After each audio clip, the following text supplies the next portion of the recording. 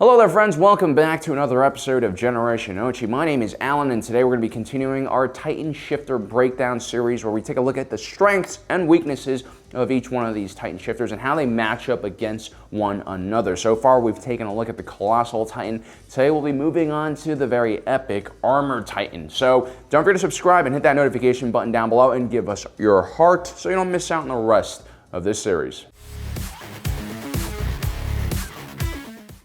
The Armored Titan was one of the 9 Titans that were created after Ymir Fritz. The founding Titan died and split her soul. The first Eldian we see use the Armored Titan is Reiner Braun. He was one of the young Eldians selected for the Marleyan warrior unit. Despite being one of the weaker candidates, Braun would be chosen to become the Armored Titan, most likely because of his unshakable loyalty to the Marleyans. It also might be because one of his fellow warriors lied to their superiors about how good Reiner Braun was in order to protect his own brother from becoming the Armored Titan, because being a Titan Shifter kind of sucks. You die after only 13 years.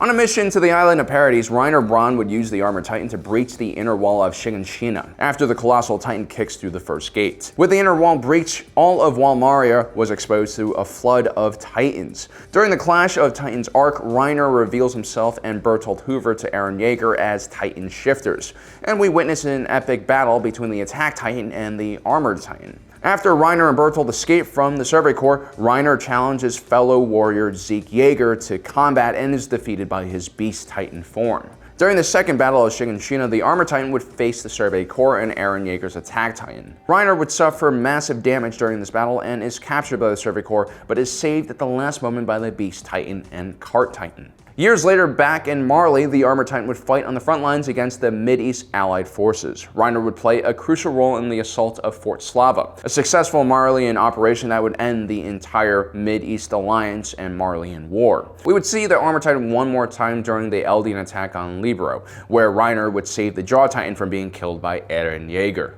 The much-hated Gabi Braun, cousin of Reiner Braun, is slated to inherit the Attack Titan.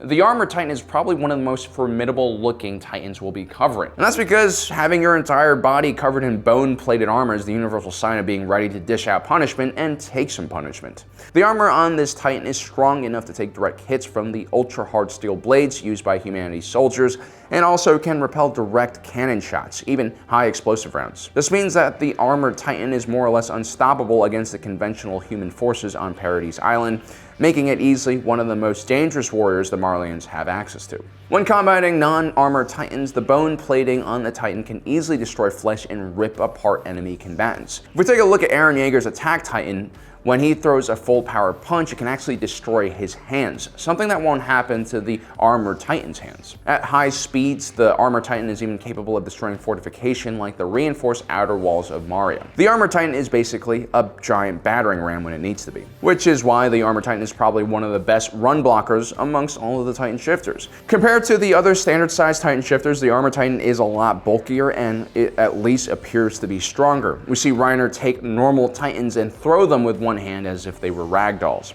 Better yet, the armor on his body is not permanent. It can be easily discarded if Reiner needs to decrease his weight or increase mobility for combat reasons. While the Armored Titan doesn't have the best top speed, it has incredibly powerful acceleration, making it a better sprinter than long-range runner. The Armored Titan is basically all fast twitch muscles.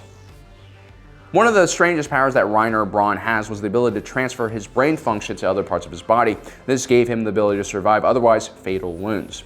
We're not really sure if this power is specific to the Armored Titan or if it's just a result of good Marleyan training. Reiner, like most Titan Shifters, can quickly regenerate wounds to their actual body as well, but we've seen Reiner also hide that ability when a Titan takes a chunk out of his arm, so that he doesn't expose his real identity to his fellow Survey Corps soldiers.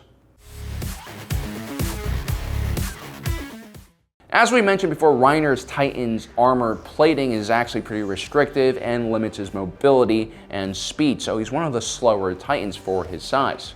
A properly trained Titan Shifter who understands some basic grappling moves, or better yet, some Brazilian Jiu-Jitsu, can take advantage of this. What should have just been a simple triangle armbar leading to an overextended elbow turns into the Armored Titan losing his entire arm. Flexibility is equally as important as durability, especially when you're going toe-to-toe with some of the best Titan shifters in the world. Also, because the Armored Titan has plate armor all over its body, it has trouble releasing some steam out when it gets overheated. And so when the Titan exerts too much force, he needs to push all that heat out through his mouth. Sort of like a dog panting, I guess. This honestly could also be a strength because the Armored Titan here is basically breathing fire, so anyone caught in that heat will most likely melt or at least suffer some severe burns. At the same time, this means the Armored Titan, like a thin gaming laptop, will always have heat management issues. Anti-Titan rounds are a threat to all Titans. They can also pierce right through multiple layers of Armored Titan plating.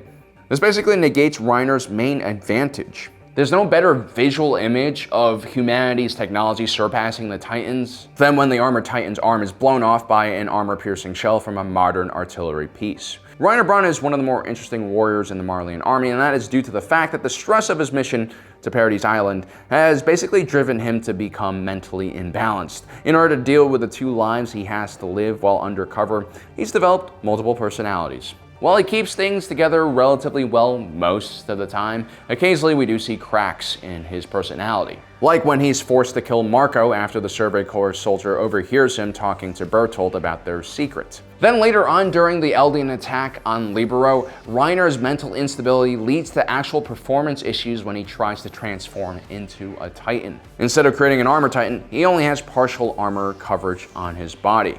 So Reiner's health is actually quite important in determining how successful the Armored Titan is going to be in any mission. The Armored Titan is probably one of the toughest Titans to kill, especially when Reiner is able to decentralize his brain. Reiner is also quite bulky, heavy, and strong, making him very difficult to defeat in close combat. The Attack Titan actually struggles initially versus the Armored Titan, but eventually Eren learns some techniques from Annie which helps him to defeat Reiner. Annie also has shown in training that she can easily take out Reiner in hand-to-hand combat. And since Titan shifters are controlled by their operators, we have to assume that the female Titan will have speed and combat skill advantages over the Armored Titan. We also established in our previous video that the Attack Titan might be pretty good against the Colossal Titan because it can resist the massive amount of steam that the Colossal Titan emits. The Warhammer Titan might be an interesting matchup against the Armored Titan because they both use the hardening ability for both offensive and defensive purposes, but we've also seen that the Warhammer Titan's weapons can be stopped by Eren Yeager's hardening ability. So maybe the Armored Titan does have a slight advantage in this case. The Car Titan, as usual, would have to rely on attachments like an anti-tank cannon in order to defeat the Armored Titan. Whereas the Jaw Titan would be an interesting matchup because while it has speed, agility, and extremely powerful teeth, it also is quite small and can easily be destroyed by the Armored Titan's strength if it gets caught. Lastly, we have the Beast Titan, who has shown that it can actually take out the Armored Titan quite easily. Whether that's due to Zeke Yeager's skills or the Beast Titan's skills is unknown.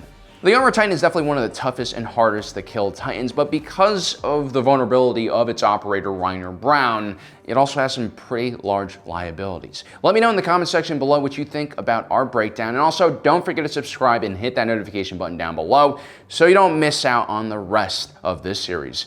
As usual, thanks for joining us today. My name is Alan. I'll check you out later.